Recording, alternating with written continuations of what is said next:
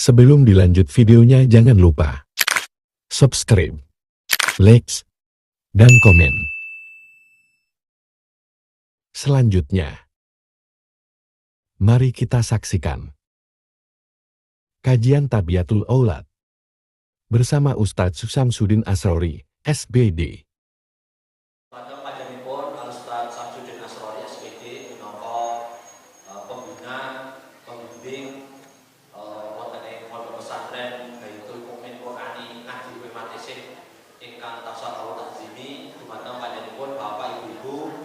Muslimin muslimat jamaah pengawasan akad injak desa sepanjang ingkang binatul impak hormatan lan sedaya ingkang kepareng Allah ingkang bersakat kasifat setunggal bangsa siji ingkang mugi tansah dipun-pulaken dening Allah Subhanahu wa taala.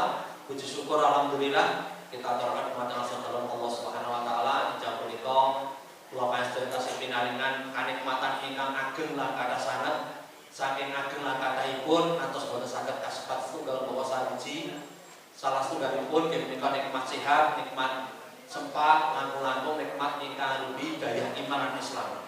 Karena iman Islam kula sami tasih pinaringan pitedhahipun Gusti Allah, pinaringan dayipun Allah Subhanahu wa taala injang menika saged nglajengaken malih anggenipun ibadah dumateng Allah, anggenipun amal saleh. Karena boten wonten tujuan sanes kita dipun ciptakaken dening Gusti Allah kejawi kenging ibadah. Mungkin kanthi kita sami ngrawuhi pengawasan injang menika dados wasilah anggenipun gayuh kamulyan sae wonten ing alam donya ugi benjang wonten ing jannah wonten surganipun Allah Subhanahu wa taala. Karena janjinipun Kanjeng Nabi, man salaka thariqan yaltamisu bihi ilman sahalallahu bihi thariqan ila jannah. Sinten ingkang ringan langkah kakinya menuju majelis ilmu, nderek pengawasan, Allah badhe ngenteng-entengi nggih lampahipun benjang mlebet surganipun Allah Subhanahu wa taala. Allahumma amin. Salajengipun salam Gusti mugi tansah katur dumateng junjungan panutan kita ingkang mugi kita aturaken syafaat pitulunganipun benjang wonten yaumul kiamah boten sanes menika baginda Rasulullah Muhammad sallallahu alaihi wasallam sumrambah dumateng sedaya keluarga sahabat lan panjenenganipun mugi kalebet napa sedaya ngantos yaumul kiamah benjang. Bapak Ibu sadèrèngipun pangaosan kawitan atur wininga bilih pangaosan injang menika badhe kawedhar dening panjenenganipun Ustadz Syamsuddin Asrori temanipun seputar Tabiatul Aulad yaitu pendidikan anak Islam. Monggo mangke ingkang asta catetan dipun catet dipun midhangetaken mugi-mugi saged nambah keimanan ketakwaan kita, nambah wawasan kita bab agami sehingga kita saged ngamalaken wonten ing bebrayan punika sehingga kanthi kita nerapaken syariat punika Allah tansah paring barokah dhateng panjenengan kula lan panjenengan sedaya. Monggo sarangan kita awiti pengawasan injang kanthi wawasan basmalah. Bismillahirrahmanirrahim. Salajengipun wedal katur dumateng panjenenganipun Ustadz Syamsuddin Asrori.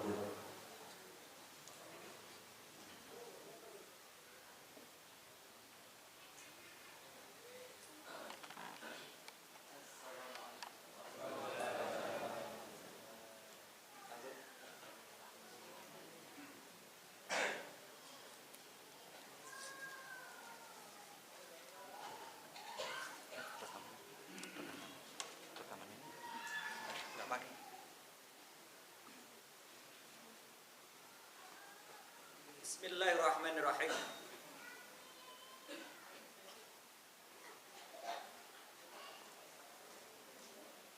Dia udah takut. Ketinggian anaknya. Assalamualaikum warahmatullahi wabarakatuh.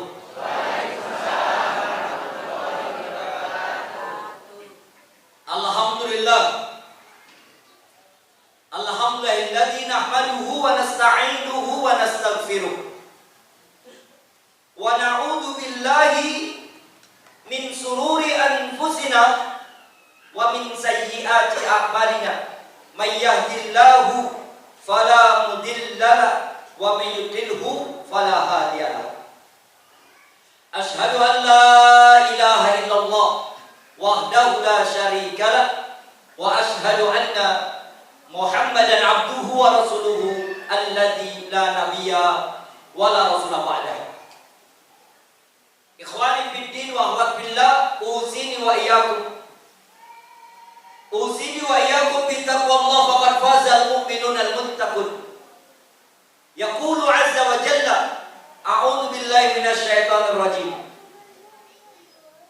Laqad kana lakum fi rasulillahi uswatun hasanah liman kana yarjullaha wal yawmal akhir wa dzakarallaha katsiran. Wa qala Rasulullah sallallahu alaihi wasallam, innama bu'istu liutammima salihal akhlaq, atau kama qala innama bu'istu liutammima makarimal akhlaq. Sadaqallahu alaihi wasallam. Rasul karim. Hadirin wal hadirat, seluruh jamaah kajian Ahad pagi sepanjang, alhamdulillah di masjid umat Muhammad sallallahu alaihi wasallam, Allah satukan hati kita dalam iman. Allah muliakan kita di atas jalan Islam. Allah tingkatkan kualitas ketakwaan kita untuk bekal terbaik ketika kita pulang. Karena setiap perjalanan panjang terlahir kita di dunia, 50 tahunkah seperti saya, 40 tahun seperti adik-adik saya, atau mungkin di atas saya yang 60 tahun, 70 tahun, semuanya akan kembali berpulang. Pulangnya tidak lain dan bukan kepada Allah, dan kita berharap mudah-mudahan pulang kita pulang husnul khatimah, mendapatkan tempat yang mulia di istana surga Allah Ta'ala insyaallah. Kita bersyukur hari ini bersama-sama menguatkan kualitas ketakwaan kita, menambah nilai keimanan kita, memperjuangkan syariat Islam kita cinta bersama generasi kita, anak turun kita, buah hati tercinta kita, yang kita harapkan mereka juga akan melanjutkan perjuangan mulia yang kita sedang tampaki bersama, hingga anak kita menjadi anak yang saleh, salihah, muslih, muslihah, muhafid, muhafidah, mujahid, mujahidah. Mereka akan membawa dampak positif dan bahwa kemanfaatannya dirasakan oleh umat sekitar kita insyaallah. Amin. Selanjutnya salawat serta salam kita aturkan kepada qudwah hasanah Nabiullah Mustafa Nabi Muhammad sallallahu alaihi wasallam wa ala alihi washabihi wa tabi'ahum bi ihsan ila yaumil qiyamah. Bapak Ibu sekalian, seperti biasa saya bercerita dulu. Kemarin ustadz kita, guru kita, sesepuh kita, ulama aslinya dari Solo, sebenarnya lahirnya di Jawa Timur Pak. Kemudian pada tahun 1972 merintis sebuah yayasan pendidikan Islam di komplek yang isinya kebanyakan adalah orang komunis, atau orang zaman dulu nyebutnya PKI. PKI itu yang tidak percaya pada Allah, PKI itu tidak ada sholat, PKI itu tidak percaya pada Al-Quran, PKI itu adanya cuma dunia. Komplek itu disebut sebagai komplek guru. Dan ustadz itu masih muda, lulusan dari pesantren Gontor, teman seangkatan dengan Kiai Sahal Abdul Sahal yang ada dari Gontor, yang sesepuhnya Gontor hari ini, dulu seangkatan. Bahkan ketika upacara hari Senin di Gontor, ustadz kita ini yang mimpin upacaranya. Ketika menjadi anggota pramuka, ketua regunya ustadz kita ini, yang diantara anggotanya adalah Kiai Sahal. Siapa ustadz ini? Ustadz sepuh yang usianya hampir 90 tahun, yaitu namanya Abu Bakar Basir. Kemarin beliau silaturahmi ke rumahnya Bapak Insinyur Haji Joko Widodo. Bapak Ibu nggak kenal, ya, saya yang kenal. Nggak kenal kan? Insinyur Haji Joko Widodo nggak terkenal, kecuali korupsinya yang dikenal, bohongnya yang dikenal. Dan dikunjungi silaturahmi. Mendadak sahabat saya ngasih tahu, Ustadz tiba-tiba Ustadz Abu minta diantar ke rumahnya Pak Insinyur Haji Joko Widodo. Bagaimana baiknya? Saya kan nggak tinggal di pesantren, antar saja. Keperluannya apa? Nggak tahu Ustadz. Ini tiba-tiba anak di masjid habis sholat asar. Saya katakan, Ustadz, saya nggak bisa ngantar Ustadz karena saya nggak pakai jubah seperti Ustadz. Saya sedang pakai baju biasa nih, celana panjang sama koko. Apa kata Ustadz Abu? Yuk ke rumah saya dulu, tak pinjemin jubah. Nanti kamu pakai jubahku. Lah Ustadz ini yang diajak ini lulusan dari Timur Tengah, dari Sudan. LC dibawalah, mengantarkan sampai tempat, disambut, dicium tangannya. Kemudian kita pada bertanya, santrinya, banyak maaf ini bukan karena membanggakan saya alumni Uruki, songkok saya juga pakai songkok gen pejuang rugi, saya bangga menjadi alumni rugi.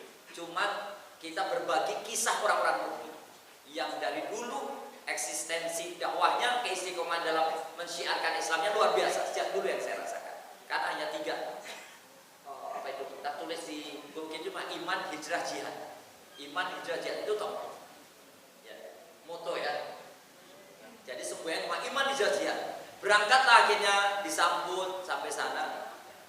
Kita bermusyawarah teman-teman dulu. Ternyata Ustadz Abu menyampaikan, Pak Jokowi, ini kan direkam biar nanti orang membuka kajian hadis sepanjang, radikal ternyata sepanjang. Pak Jokowi, jika sekarang orang membicarakan tentang Bapak, ternyata itu adalah salah. Pak Jokowi dianggap ijazahnya palsu, Pak Jokowi dianggap koruptor, Pak Jokowi dianggap oleh orang banyak pembohong, Pak Jokowi dianggap menjadikan anaknya nepotisme biar jadi wakil presiden, dan apapun yang orang bicarakan tentang Pak Haji bahwa tidak terjadi, maka Pak Jokowi mohon bersabar. Itu hanya fitnah. Sabar ya Pak. Itu pertama. Atau sembah nuwun sangat nggih Pak Abu, sudah kerso datang ke rumah saya ini, saya akan sabar. Tapi Pak, itu tapinya ini agak berat. Jika ternyata betul sampean itu benar korupsi yang nilainya ribuan triliun, segera tobat toh, minta maaf ke rakyat, duitnya balik no. Wah itu Bu, kalau dibalikin Bu, uang itu ribuan triliun, dibalikin Bu, kita bisa bikin jalan tol dari puncak Gunung Lawi sampai Merbabu. Cus gitu. Ribuan triliun. Namanya juga seorang tokoh. Saya ini cuma memberikan nasihat karena saya dianggap sebagai ustadz, karena saya dianggap sebagai ulama, karena saya juga internasional membicarakan saya, maka saya berkewajiban biar nanti Bapak kalau sudah sepuh meninggal dunia di akhirat, Bapak Haji Insinyur Joko Widodo beres urusannya, sudah tobat minta maaf, duitnya balik ke kantor. Kalau memang ternyata ijazah yo palsu, yo ngomong palsu, sing gawe ning pasar, jalan rangka gitu, suruh ungkapkan. Itu nasihat saya. Dan nerima beliau, cuma senyum-senyum dari Pak Jim atau sembah nuwun nasihatipun Pak Abu Bakar atas nasihatnya. Kerso datang ke rumah saya, mestinya saya yang sowan ke rumahnya Pak Abu Bakar. Kata Pak Jokowi, Bang, baik. Bahkan dikatakan juga oleh beliau selanjutnya, karena sampean ini orang Islam, biar nanti tenang di akhiratnya, nyaman keluarga sampean, mari kita sama-sama berjuang untuk Islam. Negara ini harus diatur secara syariat Islam, hukum-hukum Islam. Sampean menjadi pembela Islam. Itu kalau ada malaikat lewat mungkin amin, Jokowi bisa jadi Amirul Mukminin, bakal mimpin orang sepanjang. Mari kita berjihad membela syariat, Allahu Akbar, sami'allah. Mungkin gitu ya. Kalau memang Allah kabulkan, kan udah dinasihati. Yang mudah-mudahan kita pun sebagai orang yang pernah dipimpin 10 tahun oleh si cungkring itu, apa sih urus cungkring kan? Mudah-mudahan benar-benar Allah anugerahkan hidayah sehingga semua apa yang jadi beban rakyat 10 tahun itu jadi plong. Ini ada. Kenapa Ustadz katakan nasihat saya berlaku untuk orang Islam, nasihat saya berlaku untuk pimpinan-pimpinan negara, nasihat saya berlaku bagi orang kafir juga, nasihat saya berlaku bagi semua generasi bangsa. Tidak ada batasan, maka saya nasihati Anda. Masya Allah. Jarang ada ulama yang begitu. Terjadi polemik di antara orang-orang. Kita alumni mungkin di WAI, karena kita pengurus alumni di WAI. Itu paling-paling ngemis, paling-paling minta ngajukan proposal, paling-paling itu minta biar dapat anggaran dana, paling-paling biar dapat cipratan duit, paling-paling terus jelek-jelek. Terserah orang ngomong, kami percaya pada ustadz kami, beliau tetap katakan ini adalah karakter Nabi, menyampaikan sekalipun ternyata tersampaikan, diterima atau tidak terserah Allah. Berlepas tangan, yang penting nasihati. Nah sekarang sudah mulai antri kami alumni Ruki. Selanjutnya karena gongnya sudah ditabuh oleh beliau, kami juga akan berdatangan. Entah 1.000 orang atau 5.000 orang geruduk ke rumahnya. Disuguhi atau tidak, kami akan suarakan kebenaran. Begitu Bapak Ibu sekalian. Apa iya begitu contohnya Pak Ustadz? Mari kita lihat. Allah sudah firmankan dalam Quran surat Al-Ahzab pada urutan surat 33 ayat yang ke-21. A'udzubillahi minasyaitonir rajim. Laqad kana lakum fi rasulillahi uswatun hasanah liman kana yarjullaha wal yawmal akhir wa dzakarallaha katsira. Bahwa kita bertugas pengen bertemu dengan Allah, pengen nanti meninggal dunia amat sangat bisa bersuah dengan wajahnya Allah, maka kita sebut nama Allah berulang-ulang, mengingatkan orang sekitar kita seperti meneladani laqad kana lakum fi rasulillahi uswatun hasanah. Sudah ada teladannya. Kanjeng Nabi juga nasihati para penguasa. Kanjeng Nabi juga menyampaikan kebenaran kepada orang-orang musyrik, pada orang-orang kafir, pada kaum Yahudi, kepada Nasrani, disampaikan syariat itu pada siapapun. Tanpa ada tedeng aling-aling, tanpa ada minta imbalan apapun, tanpa pamrih. Jarang saya yang bisa seperti itu. Mayoritas ada pamrihnya. Banyak maaf sebagian biar tenar, banyak maaf sebagian biar mendapatkan kucuran bantuan dana, banyak maaf sebagian biar nanti bisa dibaik-baiki, nggak dicurigai, nggak ditangkap, nggak dianggap ekstremis, nggak dianggap radikal. Ada yang begitu.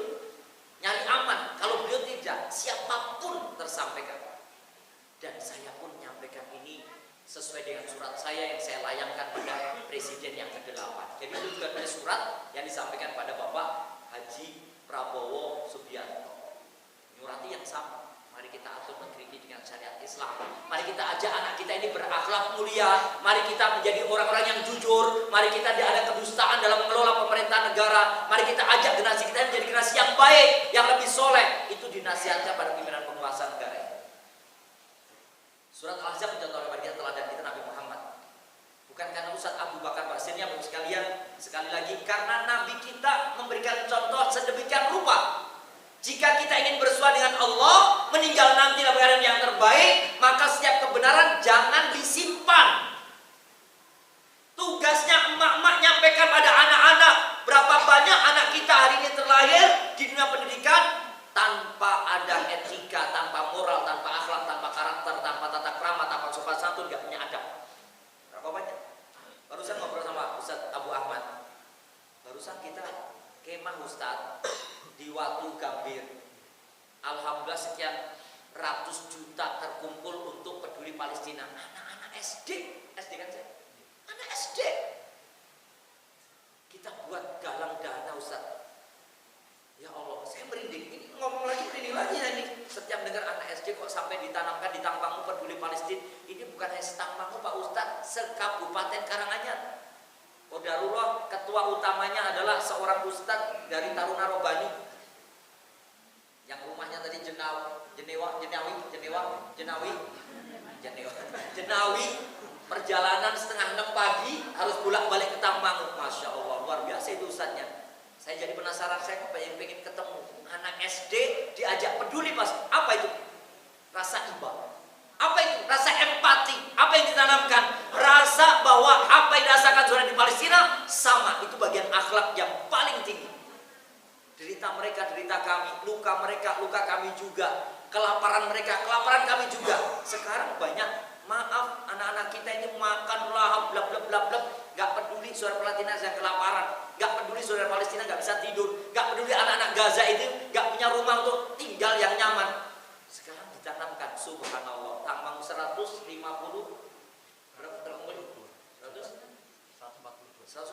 juta Bapak Ibu sekalian. Anak SD ini, Allah, Masya Allah. Jadi nanti sampaikan kebenaran. Yang kedua, dalam Quran surat Al-Anbiya, urutan surat 21, ayat 107, A'udzubillahi minasyaitonir rajim. Wa ma arsalnaka illa rahmatan lil alamin. Kata Allah, tidaklah aku utus kamu wahai Muhammad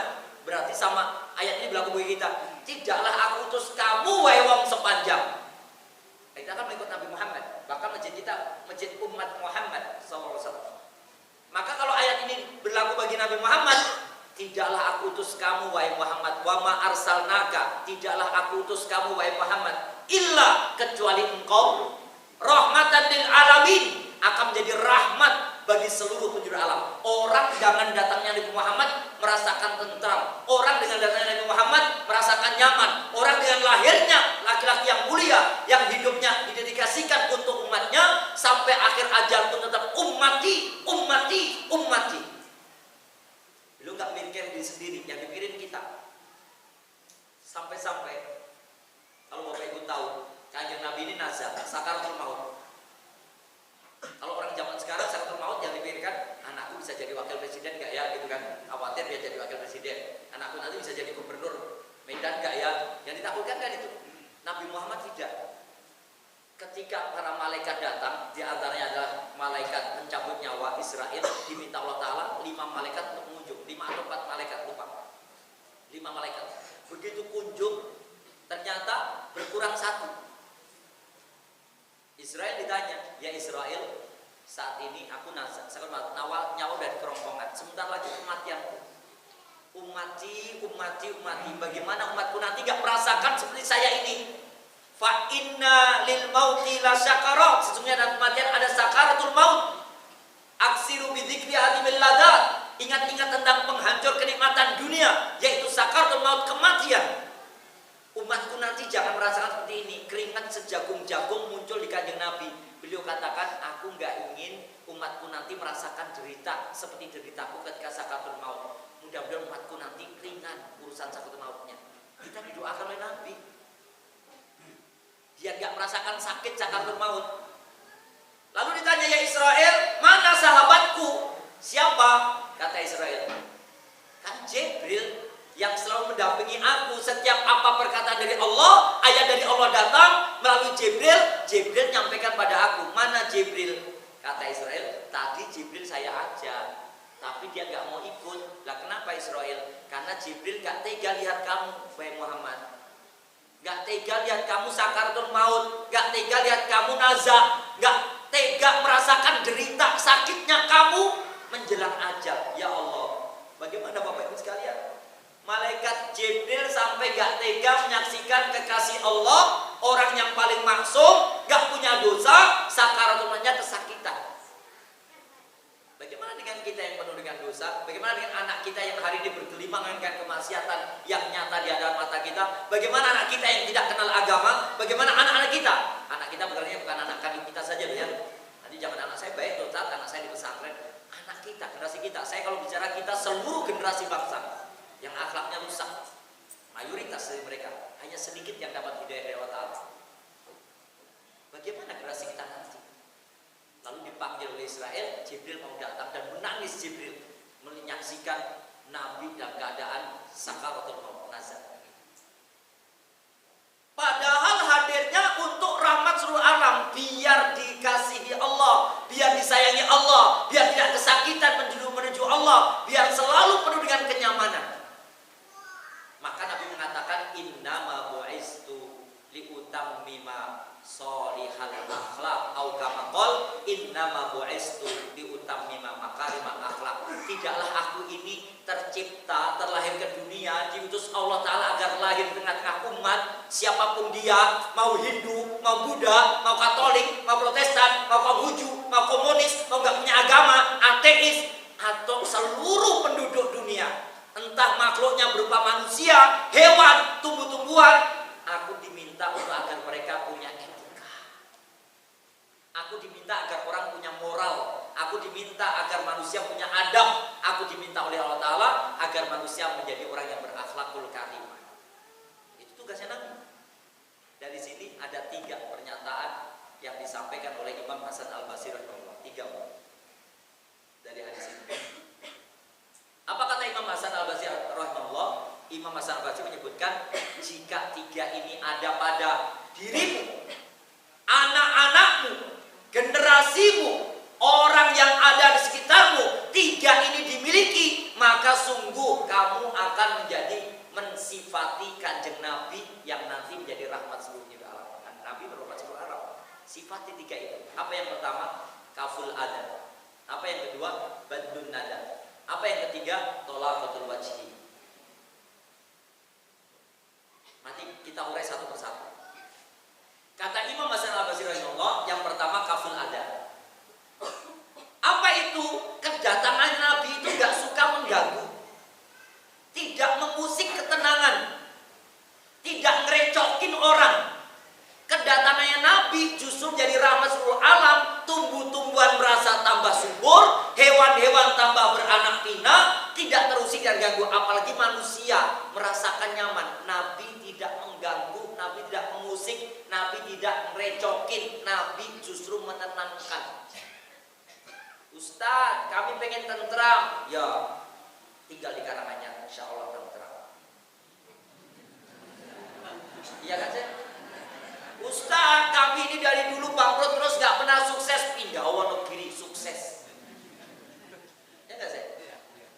Ustaz, saya juga pengen Ustaz. Pengennya apa? Saya pengen sugih guyu, rasugih yang guyu, lorong guyu, sehat guyu. Pokoknya bapakku tersenyum terus. Pindah Boyolali.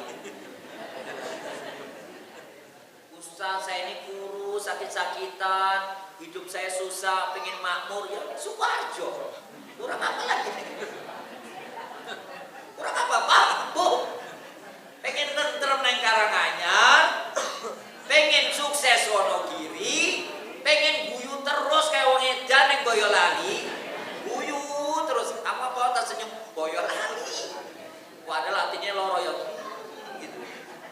Boyolali kan tersenyum. Kalau pengen makmur ya ke Sukoharjo, pengen glowing bersinar ke Klaten biar glowing. Kamu Klaten bersinar glowing. Biar kinclong itu ke Klaten. Kalau Seragen apa saya? Kalau pengen asri apa ya? Aman, sehat, rapi, indah. Silahkan ke Seragen. Kalau pengen berseri-seri, ya neng Solo. Sudah dipatenkan ya. Jadi orang Karanganyar, kok kayak apapun tetap tentrem kok. Rade lahan Pak Ustadz, orang lain punya lahan yang luas, aku ya kayak orang Karanganyar, iya tak tentrem. Rapoporan di lahan tentrem. Orang lain ternak Pak Ustadz, aku nggak punya hewan sama sekali.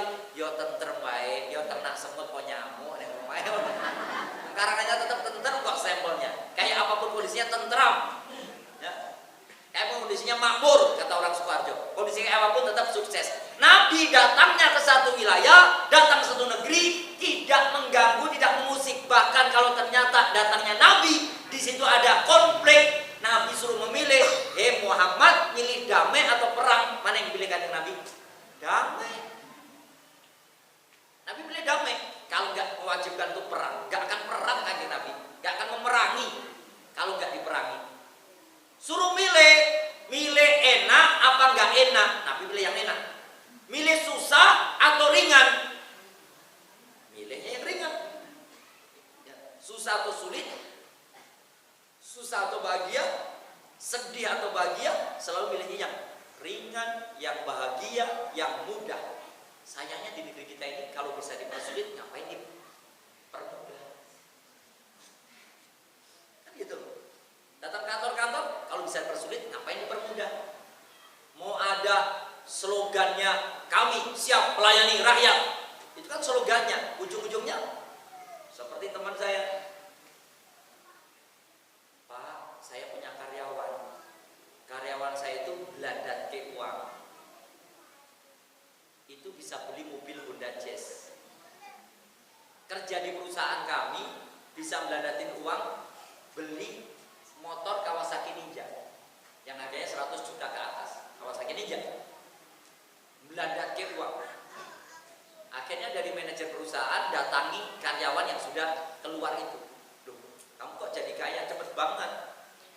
Gaji kamu tiap bulan cuma 5 juta, tapi bisa beli Honda Jazz yang waktu nggak nyampe 3 tahun. Hebat banget. Kamu bisa beli Kawasaki Ninja, kamu beli NMAX Turbo yang harganya di atas 40 juta. Kok cepet amat?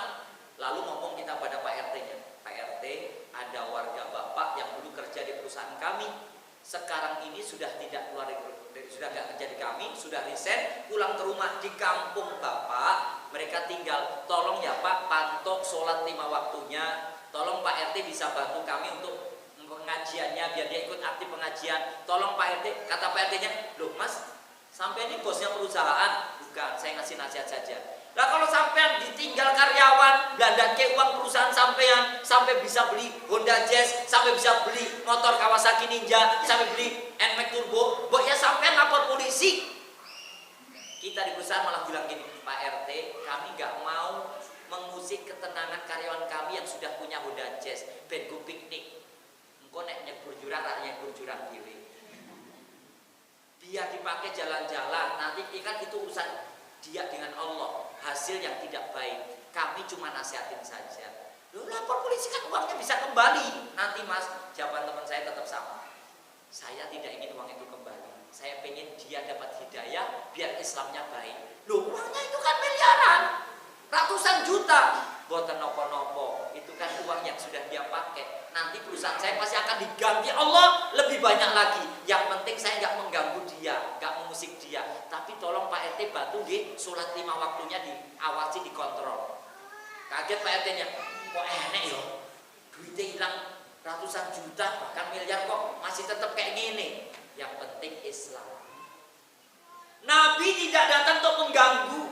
Kami datang ke kampung itu tidak mengganggu Pak RT, justru memberikan pada Pak RT agar warganya jadi soleh, warganya jadi baik, beramal-amal yang mulia, biar tidak juga terusik tetangganya. Tetangganya malu, biar nggak malu, ikut bantu pantau sholatnya, ngajinya, pengajiannya, istrinya keluar rumah berjilbab enggak. Kamu udah kasih warning-warning, coba Pak RT, istrinya keluar rumah berjilbab enggak. Jangan semakin larut dengan dosa-dosa, jangan semakin jauh daripada syariat agama, jangan semakin dia menjadi-jadi tentang harta dunia. Biar dia kembali pada rel yang benar. Dia pengen pulang nanti pada Allah, pengen pulangnya baik. Kami gak mengganggu ketenangan mereka.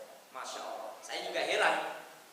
Sekian tahun saya ngisi pengajian, sekian tahun saya ngajar di pesantren. Sejak 96 saya jadi guru di pesantren. Sejak 96 saya menjadi kepala pesantren. 98, 99 saya jadi pimpinan pesantren. Saya jarang nemui ustadz, ikhwan, sahabat yang bisa, yang penting syariat dijalankan. Uang saya miliaran, ratusan juta itu kecil banget. Allah pasti akan ganti lebih banyak lagi. Prinsipnya sampai sekarang, sampai hari ini saya bicara. Saya cek kemarin bulan September awal, gimana perusahaan, alhamdulillah Ustadz, kita rugi 5 miliar, karyawan keluar 15, dan karyawan itu bawa uang sampai nilai 5 miliar. Nah terus gimana kita nuntut? Kalau saya nuntut lapor polisi Pak Ustadz, saya kena polisi nanti lebih dari 5 miliar. Kan gitu, lapor polisi, bayar, gawe SIM, bayar. Apalagi dia orang miliarder. Tahu miliarder yang keluar bukan hanya 5 juta, 10 juta kayak kita-kita, yang keluar miliar. Uang saya dibawa karyawan 5 miliar, tapi saya dalam lapor polisi, uang saya akan habis lebih dari 10 miliar. Maka lebih baik saya nggak usah lapor polisi, lapor pada penguasa langit dan dunia aja. Ya Allah, punya karyawan kok yang model kayak gini, anak Esoko, Pak Wiro Panggut, Pak Wiro Panggut.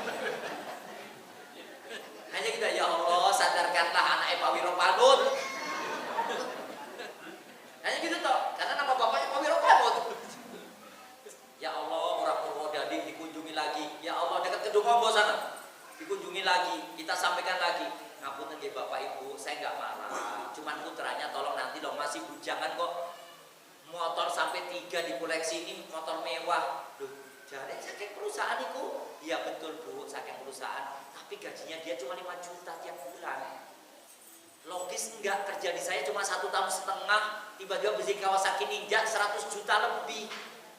NMAX-nya turbo, bukan NMAX jelek miliknya Ustadz Abu Ahmad ini. NMAX bagus, Ustadz, NMAX turbo. Ya jangan bukan NMAX motornya, Shogun, kayak Shogun yang sarung untul-untul. Ya, coba Bapak Ibu sekalian, ini yang terjadi. Tidak mengganggu. Satu, kata Imam Hasan Basri rahimahullah, ajarkan anak kita datang kemanapun tidak membuli temannya. Tidak ada perundungan di antara mereka. Mereka datang baik-baik, disakiti, mereka memaafkan atas rasa sakit itu. Didolimi, mereka membantu saudara yang dolim.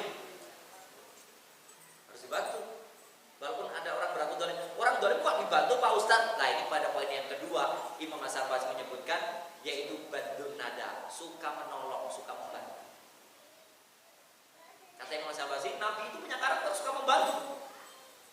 Orang dolim, kalau tadi disebutkan, kenapa Ustadz Abu Bakar Basir datang ke rumahnya Insinyur Haji Joko Widodo yang soleh, yang jujur. Saya mengucapkan biar doa Ustadz, biar nanti beliau jujur, biar beliau gak dusta lagi, ya, beliau soleh, beliau jujur. Bukan saya berarti bilang Pak Insinyur Haji Joko Widodo, karena Ustadz Abu datang itu mendoakan. Biar itu ternyata dianggap orang dolim. Dia dolim Pak Ustaz, 10 tahun kami terzolimi, kemiskinan luar biasa terjadi, lapangan kerjaan sulit sekali, kita ditipu dengan ijazahnya yang palsu, orang dia dolim, rame-rame semuanya. Ustaz Abu justru datang, unsur akhoka doliman au madluman. Bu, kalau orang mendolimi kita, Nabi meminta, tolonglah saudaramu yang berlaku dolim. Pak, kalau ada tetangga kita berbuat dolim, tolonglah dia dari kedoliman itu biar tidak dolim lagi. Sudah tahu dolim kita biarkan. Itu prinsipnya. Jadi Ustadz Abu Bakar Basir menjalankan perintah Nabi unsur akhoka doliman. Tolonglah saudaramu yang berbuat dolim. Kan banyak kedoliman sekarang terjadi di mana-mana. Apa sih dolim itu Pak Ustadz? Melakukan sesuatu di luar dari kerangka syariat yang diajarkan oleh Allah dan Rasul. Itu dolim. Dan itu karakter manusia. Dalam surat Al-Ahzab, urutan surat yang ke-33 ayat 72, ya. Inna aradna al-amanata 'ala as-samawati wal ardi wal jibal fa abaina ayyamilnaha wa asbaqna minha wa hamalal insan innahu kana doluman jahula. Manusia itu punya dua karakter. Karakter itu ada di Pak Jokowi semuanya, dolim dan bodoh. Mudah-mudahan jadi adil dan pintar. Maka ditolong, bukan dibiarkan. Contohnya lagi apa? Orang berlaku dolim. Di kampung sekarang terjadi kezaliman itu geser patok. Tahu patok? Ini lahan kita. Lahan kita ini. Pekarangan Leh Tirtowiono dipatok. Cek. Ya. Sore hari pasang. Pak Leh Tirto, kami petugas diminta untuk pasang patok biar jarak antara batasan pekarangan sampean dengan pekarangannya Lek Suliem ini, ya batasnya di sini G. Besok pagi-pagi melayak gini. Lek Suliem ngomong, "Loh, Lek Ter, ini kok pasakmu ini patokmu kok melayak gini?" Lah mbok, enek angin ribut. Ya wes tak dijejek nih. No, jejek. Jejeknya dari sampingnya karena melayak gini jejek nih. Besok lagi sudah mengeluh lagi. Loleh. Ya kok melayak rene. Lah anginnya tambah ribut. Angin ribut. Jejeknya nek terus sejengkal. Dolim. Padahal mengingatkan kalau kamu cuma sejengkal tanah itu adalah patok dari dalamnya tanah sampai ujungnya langit, lapis 7 itu patok batasan tanahmu, bukan yang sini melayak tadi. Jadi sampai dalamnya sak jerone bumi sampai ujungnya langit lapis 7 itu batas patok kita. Maka kalau kamu geser melayek, angin ribut terus, itu kamu akan ditimpuk 7 bumi ke tengkukmu itu. Apa namanya? Cengel.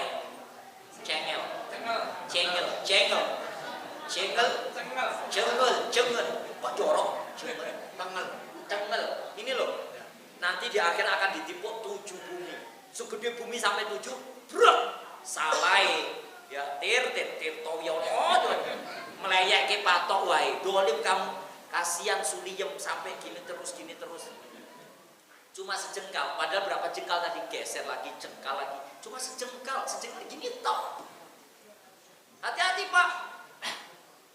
Jangan sampai juga sudah ada pematang, dipaculi biar tipis, besoknya ditebelin geser ke sana, biar tipis lagi, tebelin lagi tanahnya. Apa namanya? Pematang itu loh. Pematang Jawanya apa sih? Yang untuk lewat. Hah? Galengan. Pematangnya ditipisin dulu, nanti tebelnya ke samping, tipisin lagi terus ke samping, geser terus.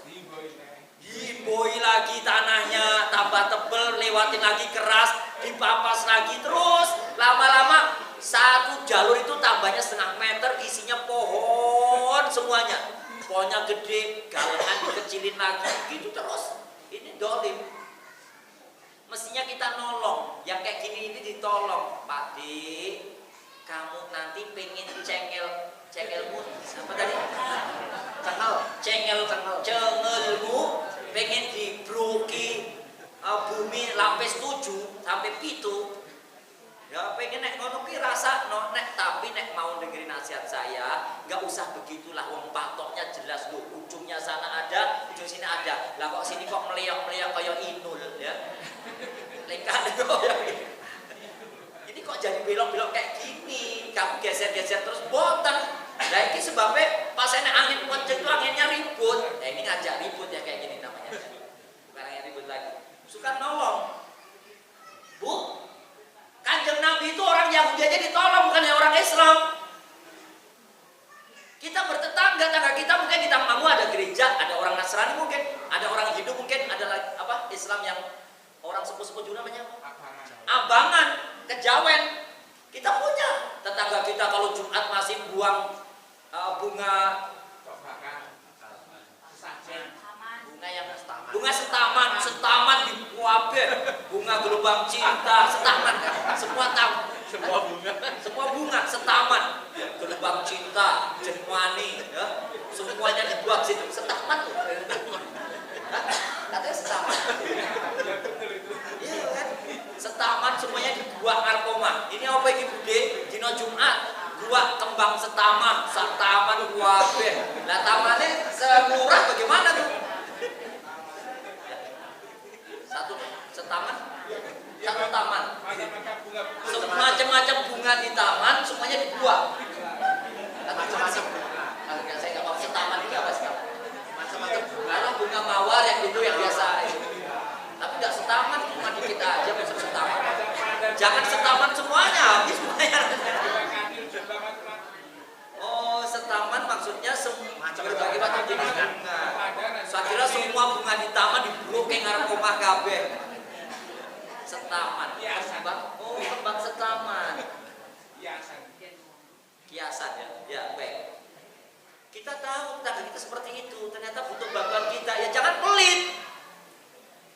Walaupun dia masih gua kembang setaman, ya, kita jangan pelit, kita tolong. Oh, dia kok berlaku syirik ya. Kembang ditaruh setiap Jumat di jalan masuk rumahnya buat apa sih? Manfaatnya apa sih? Biar gak diganggu kuntilanak. Biar si manis jembatan sepanjang gak masuk ke rumah. Jembatan apa itu yang situ namanya? Taman, bukan. Gembong. Biar si manis jembatan gembong gak masuk ke rumah atau gimana? Sehingga bunga-bunga enggak, kita ingatkan. Ternyata dia butuh uang, dia butuh bantuan, dia butuh ambulan, dia butuh kita tolong walaupun dia pelaku syirik. Ya pelaku syirik, nggak apa-apa kita tolong. Mana tahu nanti ternyata hadiah dari kita. Ya Allah, saya sudah masih percaya pada pohon-pohon besar, percaya pada batu. Ternyata orang yang ngaji di Masjid Umat Muhammad masih memperhatikan saya, nolong saya. Buktinya ketika keluarga saya sakit, ambulan didatangkan dengan cuma-cuma, kami free dibantu. Padahal saya pelaku syirik, padahal saya abangan, padahal saya kejawen, padahal saya masih pakai guna-guna. Kalau dia butuh, bantu. Lalu lama-lama dia akan buat apa sih bunga-bunga? Buktinya mereka yang nggak pakai bunga-bunga juga sehat, anaknya malah tambah baik-baik. Lama-lama nggak pakai bunga-bunga dia. Saking senangnya pada kita ditolong. Orang Yahudi Bu, tinggalnya di pojokan pasar. Di sini pasar paling dekat pasar taman wisata. Itu ada orang Yahudi, Kurisen. Duduk nangkring wis kuru, rambutnya gembel, kumis jenggotnya sampai nutup mulut, ya. Orangnya bladus, kurapan, koreng-koreng banyak, Yahudi, dia bukan orang Islam, di pojokan pasar. Bayangin aja pasar Tangmangu, nyukris. Wis bar kuwi motornya picek. Gak iso deleng apa namanya buto. Motoe buto.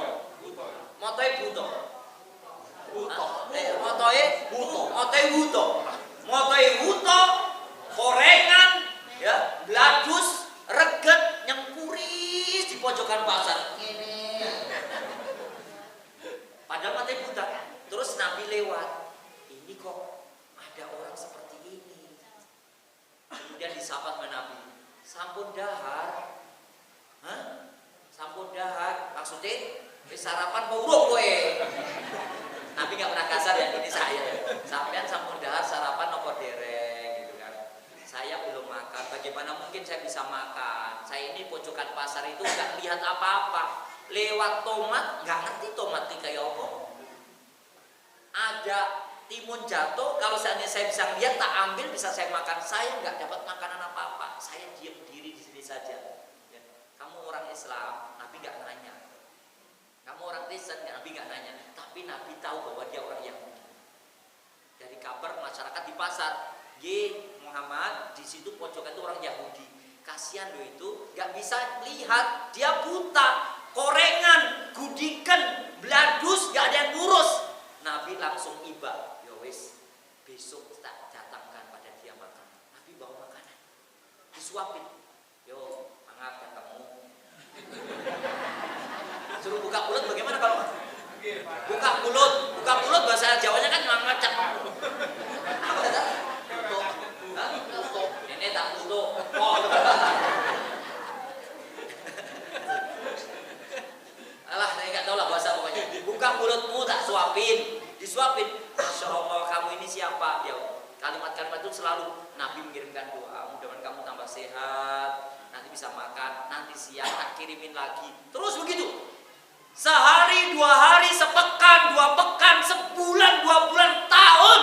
Nabi bertahun-tahun nyuapin, pagi hari ngasih sarapan, siang ngasih makan siang, ditolong lagi sore hari makan malam, diberi terus. Si Yahudi ini merasa aman. Alhamdulillah, badannya semakin bersih, kesehatannya semakin prima, dikasih makan, selalu menunggu mana orang baik yang tangannya lembut itu, suara tutur katanya halus itu, mana kok nggak datang-datang. Suatu ketika setelah bertahun-tahun, Rasulullah ternyata wafat. Sebelum wafat, Nabi bilang dalam sabdanya, nanti sepeninggalku, umatku yang paling lembut namanya Abu Bakar As-Siddiq. Nanti sepeninggalku, umatku yang paling tegas namanya Umar bin Khattab. Nabi wafat. Lalu sahabat mengingatkan, Abu Bakar, kata Nabi waktu sebelum meninggal, yang paling lembut itu kamu. Tolong gantikan pekerjaan Nabi, nyuapin Yahudi di pojokan pasar Tamanmu itu, pasar Taman, pasar Madinah itu. Temui dia. Dia setiap pagi dapat sarapan dari Nabi, disuapin sendiri oleh tangan Nabi, dinasehati, wahai Abu Bakar, karena kamu udah sabdanya Nabi, kata kamu laki-laki paling lembut sepeninggal Nabi, lakukan wahai Abu Bakar, datang dengan kelembutan kamu, biar mengganti kamu si Nabi. Langsung Abu Bakar datang, Assalamualaikum, Ade, salam. Suaranya kok kasar, halus koyo biasa nih. Berhari-hari aku nunggu kok nggak pernah datang ke sini. Sampean pasti bukan yang biasanya nyuapin aku ya. Kaget Abu Bakar. Buta tapi bisa merasakan. Berarti suara Nabi lebih lembut lagi. Assalamualaikum. Biar lembut lagi. Begitu nyuapin, tolong buka cangkem. Merasa biar lembut. Ternyata orang Yahudi ngomong, kamu kok tanganmu nggak selembut yang biasanya. Mana sih tangan lembut itu? Mana yang pagi hari datang dengan lembutan tangannya? Mana yang siang hari nyuapin saya dengan lembutan tangannya? Tutur katanya bagus, dia nasihatin saya. Bukan ya, kamu bukan yang biasanya. Nangis Abu Bakar, gemeter. Ya. Udah rasa petak jublak. Aku dibilang orang paling lembut sepeninggal Nabi, ternyata orang Yahudi merasakan aku kasar. Nangis Abu Bakar. Ditolong, ternyata Nabi segemar nolong, Yahudi aja ditolong. Nangis jadinya Abu Bakar. Lalu dia cerita pada Umar bin Khattab, ya Allah, aku yang kata Nabi laki-laki paling lembut di antara kalian sepeninggalnya Nabi, ternyata aku masih dicap kasar, tanganku kasar, kalimatku kasar. Lalu siapa yang lebih lembut dari aku, kata Nabi? Gak ada. Abu Bakar paling lembut. Itu pun Yahudi ngomong kasar. Bagaimana dengan kita yang gak pernah dapat sabdanya Nabi bahwa kamu orang yang lembut? Yahudi maknanya berarti apalagi pada saudara seiman. Saudara kita yang ada di Gaza, makanya saya ada merinding tadi mendengar dari Ustaz Abu Ahmad, anak SD ngumpulin uang 140 sekian juta untuk saudara di Gaza. Masya Allah, itu hati, melembutkan hati anak-anak kita. Tanpa disadari mereka akan lembut hatinya, iba terhadap saudara, seiman. Yang Yahudi aja Nabi teladankan untuk diberi, dibantu, ditolong bertahun-tahun. Apalagi saudara seiman. Jangan tinggalkan saudara seiman. Jangan sampai mereka kelaparan. Jangan sampai rumah kita bagus, tetangga lain rumahnya torocok. Jangan sampai rumah kita sampai kayak istana, kayak rumahnya Ahmad Sahroni. Bapak-bapak nggak tahu Ahmad Sahroni, saya yang tahu ya. Nggak usah tahu. Ustaz tahu dari mana ceritanya? Gara-gara kekayaan Ahmad Sahroni itu terjadi di TV kan? Di TV muncul. Saya ngisi pengajian terus lihat TV. Transit di rumahnya seorang jamaah yang TV itu mengabarkan telah terjadi demonstrasi rumah Ahmad Sahroni, anggota DPR RI dari partai ini disebutin, digerutuk oleh massa. Saya punya adik kelas di Bruki, namanya Yusuf Ahmadi. Kalau ini nanti dia buka kajian sepanjang, ahad pagi sepanjang, dia bisa dengar. Saya telepon, Assalamualaikum Syekh.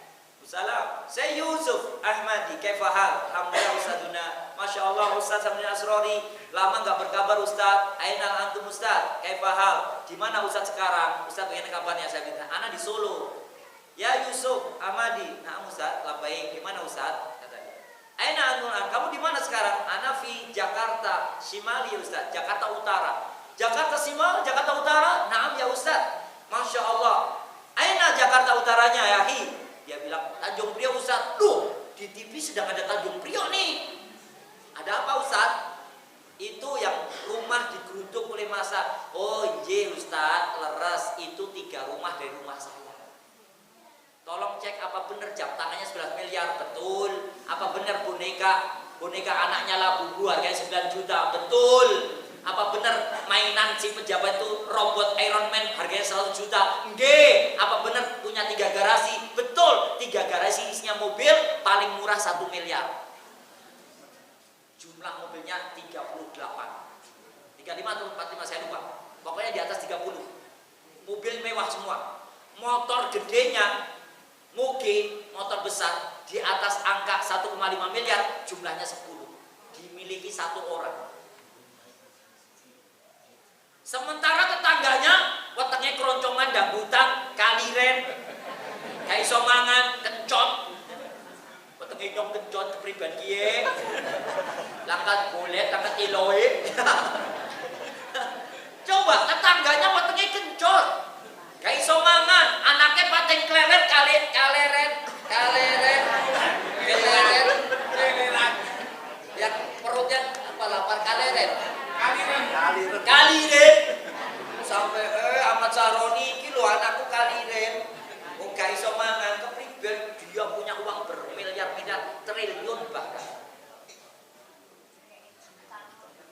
Ya itulah Bu, ditolong mestinya ambilin 1 mobil yang harganya 3 miliar itu. Kalau orang kaya di negeri kita gemar menolong, kita ini dari perut ibu kita diberikan gak stunting, makan gizi gratis, bukan hanya dimakan siang yang beracun, tapi gratis dari perut sampai lahir. Bahkan kuliah S3 gratis kalau semua orang yang punya uang ratusan triliun bahkan ribuan triliun itu dikumpulkan untuk membantu rakyatnya. Selesai urusan kita, bahkan hutang negara pun tuntas, dikumpulkannya uang orang kaya. Rumahnya Eko Patrio 150 miliar. Saya belum pernah melihat rumahnya orang tamu 150 miliar. Karena belum ada yang ngabarkan pada saya, ada Pak Ustadz, itu hotel, itu villa, boleh lah. Tapi kalau rumah pribadi 150 miliar, lantai 7, paling atas kolam renang, naiknya lantai 7 pakai lift, itu baru rumahnya Eko Patrio. Orang Nganjuk, Jawa Timur aja, dia tinggal di Jakarta, jadi kaya raya. Cuma pelawak awalnya. Rumahnya Uya-Uya. Rumahnya Jeng Sri, miring Sri ya. Miring terus itu. Harga jadi miring, dia jalannya miring-miring. Miring Sri itu kekayaannya ratusan triliun. Bukan lagi miliar. Kalau diberikan untuk menolong, ta'awwanu 'alal birri wat taqwa wa la ta'awwanu 'alal ismi wal 'udwan. Tolong menolong dalam kebaikan dan ketakwaan, jangan tolong menolong dalam urusan kemaksiatan, kejahatan, keburukan, jangan. Kita harus bantu, yang udah itu dibantu. Anak kita harus lahir begini. Biasakan kalau hari Jumat kita sekolahkan Taruna Rabbani, ke Kutab Al-Falah, atau mungkin ke SD Al-Irsyad, atas lagi namanya SD atau MI Al-Furqon, Belumbang, Belumbang,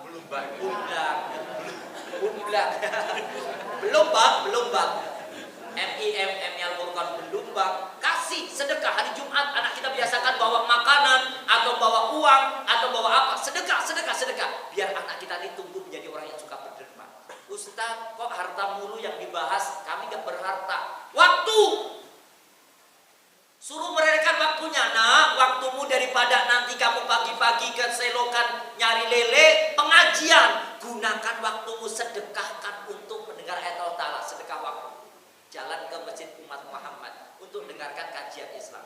Nah, daripada kamu main layang-layang terlalu pagi, sebelum itu ayo sedekah tenaga. Ngapain? Bersihkan masjid umat Muhammad. Sedekah tenaga. Nah, karena uang gak punya, waktu gak punya, punyanya tenaga. Sedekah tenaga, membantu dengan tenaga. Nah, kamu gak punya harta, emak gak punya uang, bapak gak punya waktu, habis waktunya bapak, habis waktunya emak, gak punya juga tenaga yang kuat. Ayo nak, kita punya ide, kita punya gagasan. Idenya apa? Untuk memakmurkan masjid umat Muhammad. Idenya apa? Untuk memakmurkan sekolah-sekolah Islam. Idenya apa? Rumah kita biar pakai ngaji. Idenya apa? Kandang tebu biar jadi menjadi rumah tahfidz. Idenya terus sumbangkan idemu. Semua dikorbankan. Itu Nabi Muhammad suka menolong, bukan hanya harta. Nabi itu orang kaya raya, tapi bukan hanya harta yang disumbangkan, tenaganya, waktunya, pikirannya, dedikasi hidupnya, semuanya umatku biar gak merasakan derita seperti cukup aku saja yang sakit ketika zakatul maut, umatku jangan. Masya Allah. Itu yang tidak dikuasai oleh Jibril, gak sanggup nyaksikan Nabi. Orang sehebat ini, keringatnya sampai jagung-jagung, rasakan rasa sakit, dicabut nyawanya. Bagaimana dengan kita yang bukan Muhammad? Gemar menolong itu meringankan semuanya. Kamu menolong orang di dunia, urusan kamu di akhirat ditolong oleh Allah. Kamu meringankan beban orang di dunia, urusan di akhirat diringankan oleh Allah. Kamu membantu mengurangi rasa suka dukanya orang tinggal di dunia, di akhirat kamu mendapatkan suka dan duka kamu diringankan. Siapapun yang melakukan satu amalan tolong menolong di dunia akan ditolong Allah Ta'ala di akhirat. Masya Allah. Walaupun cuma kecil, cuma uang yang gak seberapa, cuma waktu yang tidak seberapa banyak. Dua, yang terakhir, sudah 1 jam kurang 3 menit. Tadi jam 6.16 menit. Saya lihat jam saya boleh. Ini jam 7.14 menit. Yang ketiga. Apa tadi yang pertama? Kaful adab, batul adab. Tolaqatul wajhi. Kata Imam Hasan Al-Basri rahimahullah, yang ketiga tolaqatul wajhi. Wajahnya kemanapun selalu berseri-seri. Ketemu orang sejelek saya ini datang ke sepanjang boyong guyu, ojo besengut. Ada cak gue. Cuk kiai kok koyo ngono model. Membuang muka masem. Nabi itu tolaqatul wajhi. Datangnya Nabi, solusi. Baru lihat wajah Nabi, semua problematika hilang. Gitu. Wajahnya Nabi berseri-seri ceria. Orang pengen ketemu Nabi. Saya pengen ketemu Nabi. Kenapa? Punya masalah berat, belum sampai konsultasi. Kanjeng Nabi, saya punya masalah berat, belum sampai itu baru lihat Nabi. Assalamualaikum. Oh, Masya Allah ya Rasulullah. Kamu punya masalah apa? Pun buatan gadah. Pun beres, mari pokoknya. Baru lihat wajahnya Nabi. Nah ini lihat kita, wajah kita. Kecutnya, tambah mumet. Wajah kok besemut kayak ini. Mama terutama, kalau among tamu, jangan ketika among tamu tuh monggo katuran pinarak membelet, melbet. Jangan ketika among tamu katuran membelet. Begitu gak among tamu, aku saja dulu orang seneng. Jago kok maper ngeklami. Gak usah begitu. Mari Bu silakan. Katuran membelet. Walaupun gak among tamu, kita nyambut dengan wajah yang manis. Agar apa? Orang itu merasa nyaman. Apalagi kita sampai mengulurkan tangan. Assalamualaikum. Apalagi kita sambil ucapkan salam, sudah ngulurin tangan, jabatan tangan, ngucapin salam, tersenyum. Karena cuma senyum aja, tabassumuka biwajhi akhika sodakoh. Ringan, gampang, gratis, cuma guyu tok depan saudaranya. Ning jong guyu dhewe ning nganggur gunung Gamping. Ngokole, aku jare kon sedekah. Lah kok ning gunung Gamping dhewean, yo ngene pokoke. Stres saiki. Senyum itu di hadapan saudaranya. Saya, Bu, berulang-ulang saya kisahkan. Ini kisah pengalaman pribadi. Saya nggak tersakiti. Dulu ada Bude Tanam, rumahnya bumblang. Bumblang, punya suami rumahnya Munggur. Kayaknya ada yang dari sepanjang sini deh, keluarganya. Bu Tanem. Ya, suaminya namanya Pak Tarman atau Parman gitu, rumahnya Munggur, Wonorejo, Bejen ke utara. Putranya yang mau lulus pesantren Al-Mutakin Jepara, kecelakaan di Temanggung, meninggal. Begitu saya ngisi di Pak Mulyono asli, bukan Mulyono ijazah palsu, Mulyono Tangmangu SMN di Tangmangu, rumahnya Panjut. Oh, tetangga aku ya? Satu RT. Begitu saya ngisi itu di Tangmangu, tiba-tiba maaf saya agak terlambat karena tadi ada teman putranya meninggal, calon ustadz, sebentar lagi wisuda, kecelakaan di Temanggung tugas Ramadan, ketabrak motor meninggal dunia. Oh, loh ustadz, itu juga Mbak Tanam meninggal, ibunya yang meninggal putranya Pak Mulyono Panjat itu di SMN 1 Tambang. Ustadz yang meninggal juga ibunya, putranya, ibunya. Lah kok sampean tahu? Lah itu orang Bejen kok saya tahu karena itu orang Blumbang yang perempuan itu. Apa iya toh? Saya buka HP ternyata ibunya menyusul. Malam hari putranya meninggal jam 10, pagi hari pada subuh, Mbak Yu saya ngabari ternyata saya belum buka HP karena keburu ngisi pengajian di SMN di Tangmangu. Mbak Yu saya nelpon, "Le, Mbak Tanam meninggal, sopo yuk Mbak Tanam?" Ibu Hasan sing meninggal tadi malam. Istrinya Pak Tarman Munggur. Ya Allah. Saya ngomong, "Pak Tarman ternyata putranya tadi malam, sekarang ibunya." Iya Ustaz, nanti kita juga takziah kok dari Tangmangu. Saya ngisi Tangmangu itu SMN di 1, kemudian saya pulang langsung takziah.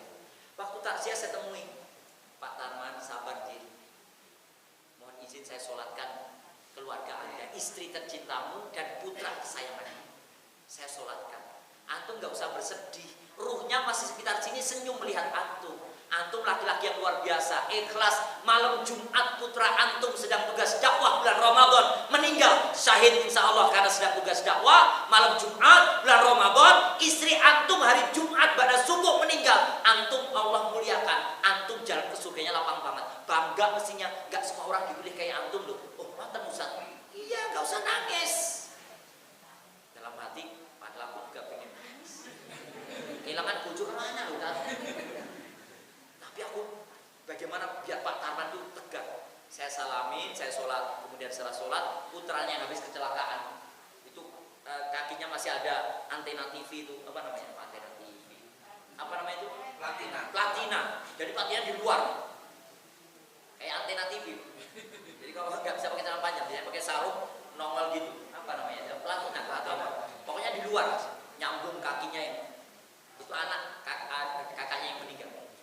Lalu orang-orang itu lewatin saya, disalami Abah Parman, saya putranya kakaknya yang meninggal. Orang nyalamin, saya dilewatin. Ini kok ustadz senior yang dulu membimbing saya ketika saya masih santri belum udah jadi ustadz, saya dilewatin toh apa saya nggak kelihatan. Pak Tarman, saya kelihatan nggak? Kenapa toh? Lah orang kok lewatin saya nggak nyalamin saya, tangan saya udah gini.